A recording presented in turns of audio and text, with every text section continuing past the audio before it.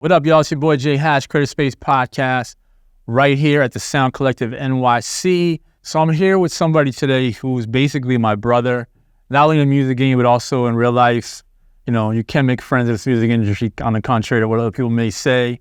But we spent a lot of years over the years making music and, you know, helping each other learn about the game, sharing resources. And at one point we were business partners in a production company, but I'm still his biggest fan. My brother from another, Mr. Drawzilla. What up, man? That was a great intro. I like that. Messed up a little bit, but it's all good.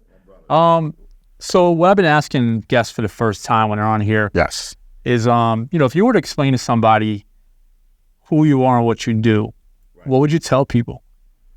Wow. I mean, first of all, I feel that number one, I'm a creator. I love the art itself. Every step of the way, every process from A to Z. And basically, I like to inspire. You know what I mean? I love to inspire. You know, at one point when I was coming up, you know, I had a vision of specifically what I wanted to do, right? And it just kind of turned into a whole different thing because, you know, as you go through your journey, you understand your purpose. Like, what are you really here for? You know? And it just got to the point where I understood that it wasn't so much about, you know, making, you know, records for the top-notch artists in the game and all of that. It's really just about inspiring. So, you know, for instance, I aspire to youth, you know, in my own community where I do a lot of youth programs where I just try and it just kind of show them a different angle of production, of just creating in general. And part of the reason why is just to get a lot of these young kids off the street and get them away from a lot of, you know, stupid things that they do. And thank God I found that way. You know what I mean? So, yeah. Still, you know, you've done a lot in your career up to this, and you continuously do more. You know, you've picked up a skill set to be, you know, a great mixer. You know, you've been somebody who's a business owner. Right. You know, somebody who maybe, like you said, 20 years ago might have thought you wanted to be in a different place today, but, you know, you're here now. What drives you? What makes you, you know, really aspire to continue to get better and elevate your craft in general?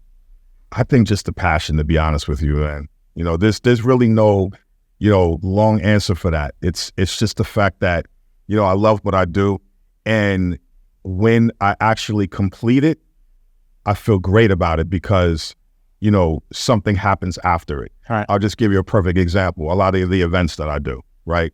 You know, I understand that a lot of people in my community, a lot of creators in my community, they don't necessarily know each other. Okay. They might have heard of each other, but they don't really have a real relationship, you know, with each other. But I do with everyone. So when they come to my recording studio, which I consider a hub for my community, they get to meet each other, network, and, you know, through a lot of the resources that I may provide, eventually they may get to work together. So it's just really about community, you know what I mean? And it's so interesting, Jay, because a long time ago, I never really thought about it that way. Right. It was always self. It was always self, me. And then as I grow, I realize that it's really not about me. You know what I mean? It's about our community, you know, whether it's, you know, geographically like in this area, but as far as the music industry, just in general. And when you start really opening your mind and understanding that, you're gonna make a lot of, you're gonna accomplish a lot. Yeah. You know, I think a lot of people, you know, they always chase for validation, right? We talk about this all the time, right? Like they do a lot of this stuff because they wanna say to their friends, like, oh, hey, look, I got this placement, or hey, I won this trophy, or whatever the case may be. Right. But there's not a lot of self-reflection on, well, I did these 10 small steps that are pretty much just as big, but aren't going to be like ego-driven type of goals per se. Right. How do you keep the ego out of it? How do you find that self-gratification of what you do when you are dealing with new artists, you know, artists that have been out there, people that might have an old school mentality versus the independent? Like, how do you deal with all that? I definitely celebrate my small successes. I think that's so important. You know, we look at social media and we look at, you know, everything that's going on there, and it's kind of like the validation of, you know, winning in a huge way, you know. And if you're not winning in that way, you're looked at like, oh, they're not doing anything. Right. They're not accomplishing anything. But that's not true. It always takes steps. It always takes steps to get to where you got to go. Yeah. And honestly, it really depends on what you consider, an accomplishment. You know what I mean? And, just throughout the years, I just understand that, a lot of it is really just based on how you really feel, your perception of what success really is. Yeah. So, I mean, honestly, man, it's just to answer the question is really, I just, again, love what I do. And my validation isn't driven by someone else's, perception of what I do. You know what I mean? Good point. Yeah. That's it. Yeah. And it's interesting because we always talk about it when we get together about, I remember the days we used to walk into these offices and go to these sessions and nobody used to get back to us on certain things. Right. And then there's a newer grind now where, people are having to focus on relationships and creating, a bigger presence for themselves online, building communities. Whereas back then, again, it was all about the me. Yeah, or definitely. the I, right? Definitely. Why do you think people are magnetized to your community now? What is it about you? What is it about what you're talking to people about that makes them want to learn and be around somebody like yourself? I think the number one thing is I'm just going to be honest with them. Yeah. Integrity is just everything to me, man. And, there's a lot of, when you look online and when you see a lot of, there's just situations where, people just feel that they have to do A, B, and C in order to get to where they need to go. Yeah. And I just let them know, I'm like, listen, man, you want to really make a difference in this industry. Number one, you have to be humble. You have to be liked in this industry. Just don't think that, you're just this big superstar who can, do anything.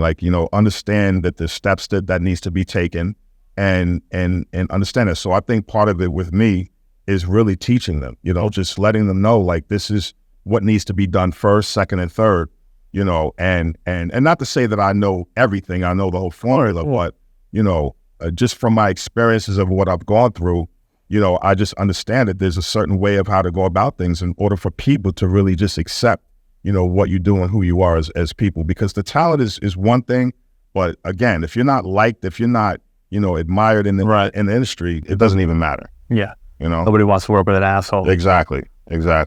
Along the way, you've been really blessed to bring the presence of some of the biggest names in music, from grinding and working on your own relationship game. Right. What are some of your most, I guess, important relationships you've had? And what's some of the best advice you've been given from people to help you stay centered and able to navigate through this ever-changing game? Well, I definitely got to give a big shout out to DITC, man. I mean, that's that's digging in the crate. Yeah, that's Fat Joe's old crew. It's really wow.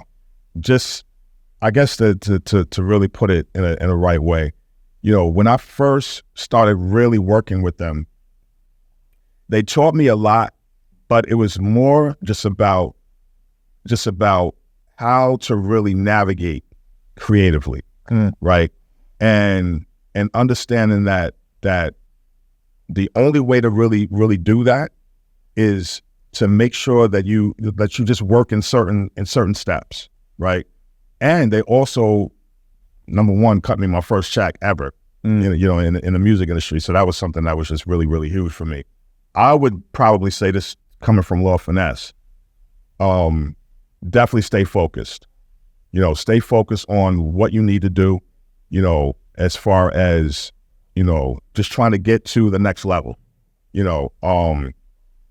Finesse has always been somebody who just understood the quality of just creating music just in general.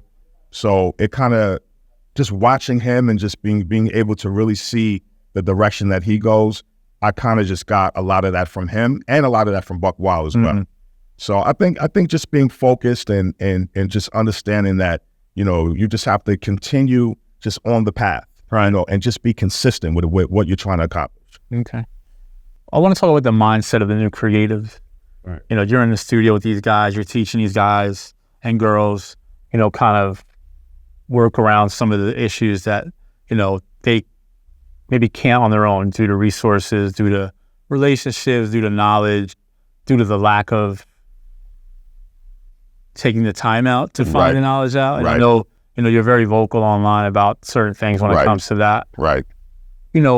What's the mindset of a new creative in today's world, that you've been dealing with? Like, where do they want to go? Like, where do they want to take this music? What are they willing to do?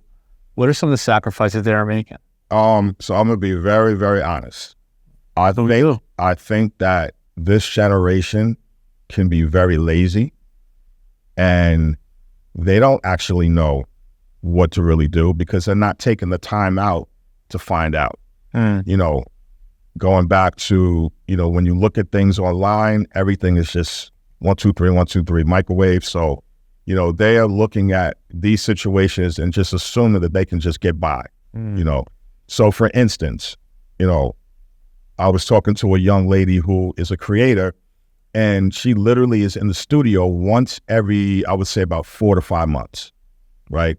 And I said to her, I was like, so, what are you trying to accomplish?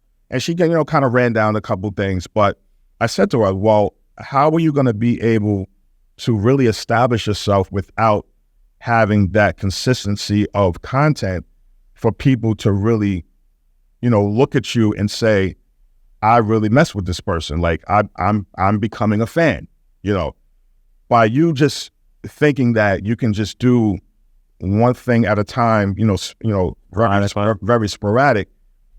There's no way that someone can really take your situation and say, you know what, I love what they do. I'm a supporter. It's never going to happen. So honestly, I don't feel like that they are. I don't feel like that they are working as hard as they should. And again, my thing is that I always tell people, if you want to find out something, you can Google it. All right.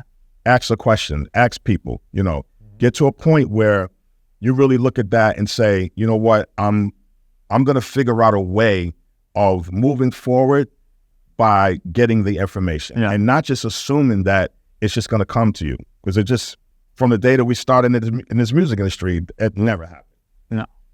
And they have more resources now, whether it be online, whether it be, being able to DM somebody or potentially get responses or being able to, set up a consult with somebody. Like, there's a lot more resources than there's ever been. But I think sometimes people, and that's what I always say, I think sometimes people are afraid of success. You know what I mean? I think because they know if they succeed, they've got to fall multiple times. And nobody ever wants to look vulnerable, right? So they just want to kind of avoid people seeing them fall. Yeah. Because what do we see online? Well, all we see is the positive values and what we're doing out here, right? If I, hey, I got a placement, or hey, I'm in the studio, hey, but nobody says, well, I was on the way to the studio, my car broke down, then I had a flat tire, then my bank card wouldn't work, I couldn't eat, I had to stay at a friend's house to get home the next day. That's right. And then I didn't have any gas and got stuck again. And like, there's never any story told about, or very seldomly is there stories told about the real struggle when it comes to, because everybody thinks it's just the artist too sometimes. Right. There's the producer, there's the engineer, there's the writer, there's the manager's got their own set of, there's the video guy, These are, we're talking about creatives, these are all creative people. And I think, just to add on to that, I think they're afraid of the unknown as well. Yeah. And I've been there. I'm not going to sit here and lie like, everything was so great with me. I definitely have been there. They're afraid of the unknown. They don't know exactly what to expect. So that can turn people away sometimes, especially when you don't have the experience. If you haven't really, walked down that path before, you don't really know what's there. It's like, oh, I'm not sure if I'm ready for that, But they got to eventually make a decision, right? Like, and that's what I was going to say. And that's the other issue too. A lot of people are not in positions to really make a solid decision on something and stick to it, and that's another thing too, man. And this is what I've learned over the years. When I built my recording studio, I didn't really have a plan. I was kind of forced, and you know the story, but I was kind of forced to get out of a situation and build something from the ground up. I didn't know what I was doing, Jay. But I got to a point where I said to myself, I'm going to make a plan, and I'm going to do the best I can to stick to it. If that plan alters, I'm going to make another plan. Oh, that didn't work? All right, well, I'm not going to do that again. I'm going to make another plan. Yeah. And just keep going. Right. Don't say, well, I don't know what to expect, so I'm not going to do it. Right. And I don't even think it's a plan. It's more of like just like, how do you learn from that scenario, right? Right. Because you've gone up and down, you've seen things happen. You know, maybe I can't build the studio, but I know I want the studio to look like this or sound like this. So let me bring the right people in, you know, and I'm going to have to pay a little bit, but that's just, if you're not good at something on your own, you got to bring in people that are better than you. Yes. Sometimes you have to invest in the long term. That's going to be something that you could benefit from as well, you know? Absolutely. And I think that's another thing too about creatives like us. Like, we always have to keep people around us that are better than us at something, right? Definitely. If I'm the smartest person in the room, I'm in the wrong room. Right. Absolutely. You know what I'm saying? You got to learn. You got to learn every single day. Absolutely. Right. What about, I don't want you to necessarily flex, but you have worked with a lot of amazing artists that have track records, you know, that are noticeable names. Can you run down a couple of artists just so everybody who's watching kind of knows that? And we'll segue into another question. Nori, Uncle Murder, Tech and Steel, definitely DITC, my family. Man, this list goes on and on. Action Bronson, LL Cool J, Action Bronson, Mariah Carey, Freeway. Yeah, Freeway. Bunch of people, you know. Bunch of known people here and there. It's got it. Yeah. Shout out to all of them too. Yeah. You know, out of working with all those artists, what are some of the things that you've seen successful artists do and continue to strive to do to either keep their stance in the game or elevate? You know what I mean? Like, as you know, sometimes I know you got to email a beat. Sometimes you're not always there, but who have you seen really go through the ethic and work hard and stay consistent and you believe, you know, you've helped elevate? I can't necessarily say who I've helped in that sense. I will say who I still have relationships with where, you know, when they are ready to release music, I'm kind of the first one they call. Yeah.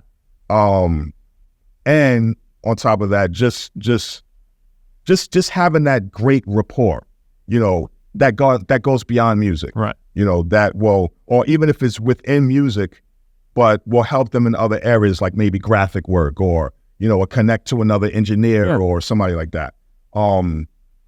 Shout out to Lady Luck.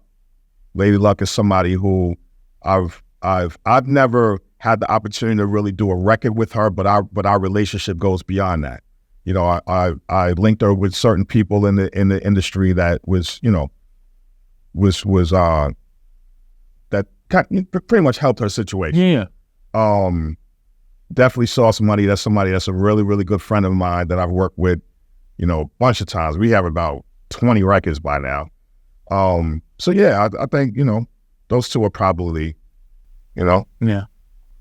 Let's talk about the mix a little bit. So I think, you know, you do a little bit of everything, you know, like you are very, like you've taken this, like, be great at something first before you move on thing to the extreme. And that's where I come from. Right. So, you know, for you to be somebody who became a great producer, you know, now you collaborate with people and, you know, you're okay with that. And you could still now all of a sudden work with a writer and, you know, be patient enough to, you know, work on keys and chords and melodies and harmonies and all the lyrical jargon that goes along with that. But then you're also somebody who can start and finish the record. Right. And have a quality service that you provide there too. How have those three things intertwined to work together? And if you could choose one to do always, what would it be? Well, you know, again, just coming from my background, you know, when I first started, I didn't really understand the definition of a producer. Yeah. Roscoe did that. Yeah. It was always, I'm a producer, but then I didn't really follow through with all the steps to get there. Again, I was the beatmaker. I was somebody banging on a MPC 2000. And then as soon as I was done with that track, I thought I was a producer. I produced this, right? Again, ego. Yeah. Back then, we always had ego. Yeah. So then I understood, like, wait a minute. In order for me to get the record done, I need to do multiple things. Like making a beat is one thing, but deciding who the artist is or the songwriter, deciding the structure of the song, the tonality of the vocalist is super important, because you can have a great record, but if the tone is not resonating with the ear, it doesn't make sense. So you gotta make sure that then down to the vocal production, making sure that all the vocals sit right in Pro Tools, and the mixing session and the editing in the record is correct. Then the mixing and then the mastering. So all of those things, I used to think that, oh, somebody else will do that, right? So then when I started, quote unquote, hiring other people to do that, it wasn't right. It wasn't my vision. And not even that it wasn't my vision, because I didn't really have a vision, but I didn't like the result. So I said, you know what, let me figure this out. Let me figure out how to really go about this. What are these plugins in Pro Tools? What is all of this? I remember going to the first studio and there was a big mixing board with Pro Tools that I didn't even know how to use. It literally took me like 6 days to learn all of that, because I was just on it. So understanding the importance of that is what got me to where I am now. And now I'm so crazy with it that I don't allow anyone to touch my records anymore. It's very, very rare. And not to say because I think I'm everything. It's just that I'm a visionary, and I have the quality. The second that I start tapping on drums, I see the record from then. Like, where is this going? Okay, let me get such and such. Let me get this one. Let me get this one. What plugins are in the Pro Tools that I can use, and Logic, so. Okay. I don't want to say what kind of advice, because you've kind of been giving people advice for a long time, but what's something you would suggest somebody focus on right now if they were a writer, trying to get, into more studio sessions and build their catalog? What would you suggest they do to help them elevate their catalogs and just get better at their craft? The very first thing, and it's interesting because I was talking to a writer recently, the very first thing I would say is understand what you're doing. Okay. Learn what you're doing.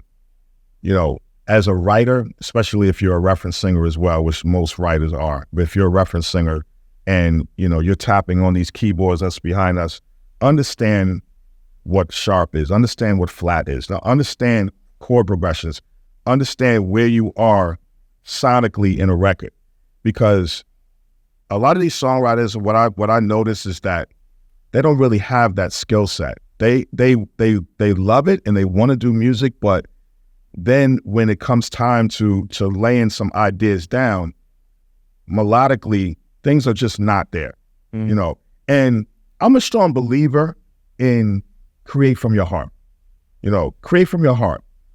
But there's also a sense of structure that we have to kind of stick to in this music industry too, And I get it. Like, the music industry is really messing things up in a lot of ways, because you got a lot of artists who are just doing whatever, and getting away with a lot of things, because there's a difference between music and entertainment now. A lot of these artists are really just entertainers. They're not musicians, in my opinion, right? But so if you're trying to do that, understand your craft. Know what you're doing. And then on top of that, like we always talk about, that's the reason why I credit you so much, Jay, because you've established platforms where people can get in a room and learn and network and be around other people that do what you do. You may have some questions about how to go about certain things, even down to the creative process.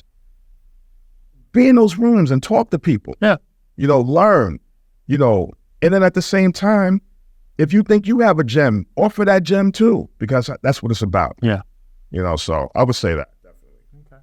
Let's get into a quick top 5. Top 5 favorite new producers. Could be people we heard of or not heard of. Oh, really? Yeah. Top 5 newbies. Oh. Gonna be some problems in Poughkeepsie tonight. Right. Can it still be known producers? Yeah, of course. Okay. But there's people that get overlooked, so I'm just giving you the freedom of saying any new producers. We heard about it, we didn't know about them. Right. Fine. Yo, shout out to Divine Drummer, man. Shout out to Divine Drummer. Divine Drummer has a new show called Re-Whip Show, where he remixes a lot of oldies, a lot of old records. He's incredible to me. He's in his own lane. I like producers who just say, you know what, I don't care what everybody thinks. I don't care what everybody's doing. I love to be able just to create from my heart. Right. You know, so I think Divine is definitely somebody who is on the come up. My second favorite, I like Kel C. It's my brother. Kel C is really doing this thing right now. He has an artist that he's working with, multiple artists that he works with. And again, unique, very unique sound. You know, he prides himself on his drums, on his mixes. You know, that's super, super important. Going to the R&B a little bit. I like Double A. That's my brother right there. Double A's got a nice sound. He's got a nice pocket with a lot of his music. You know, he plays as well. Yeah. You know, he understands the quality of being a producer because he knows how to collaborate with the right songwriters and the right artists. And the quality of sound too was crazy. Absolutely, and the quality of sound. So I would definitely say him as well. Wow. Because I got one known. Okay. But that's interesting. We'll get asked those challenging questions here on the Creative Space Podcast. Absolutely. Even though Cardiac's not new, well, I like Cardiac too. Cardiac is still doing this thing. I'm seeing a lot of nice placements that he's got, you know, recently. I believe he's on the Eminem project, I believe. I'm not quite sure. Okay. But he's on Blast. Yes, he's on Blast. Yes, he's on Blast project. And I like Hitmaker. I think Hitmaker's doing a lot of things.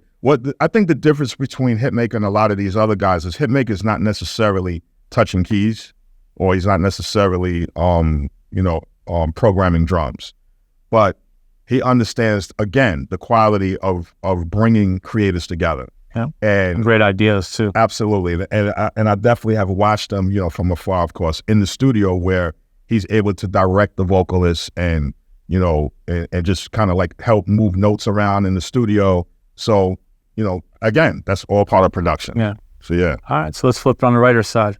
Top 5 writers. Oh boy, this is killing me. Writers. Almost done. Writers. Who's the girl? Amnesia Charles. Yes. Super talented. There's a young lady who works with Hitmaker as well. Forgot her name, to be honest with you. I have to kind of think about that one. Writers. It's really a tough one, man. It's really a tough one. I gotta kind of like think a little bit further on that one. But you know, I love all the greats. You know, the Sean Garretts and yeah, of course. You know, even what's his name? Christian that works with Hitmaker as well. You know, I gotta think about that one, to be honest. You have to type that one in. Yeah. Exactly. I'll put it under the comments. Last but not least, give everybody your social media. They want to reach out to you for business purposes or. Yes, everything is at Drawzilla. Everything at Drawzilla. You know, on X, on Instagram, you know, Facebook, everything. Christian Mingle. Right. Everything. Farmers Market. Right. Tinder. Black Planet. Absolutely. State. Right. I appreciate you coming through, my brother. Definitely. You know what I'm saying?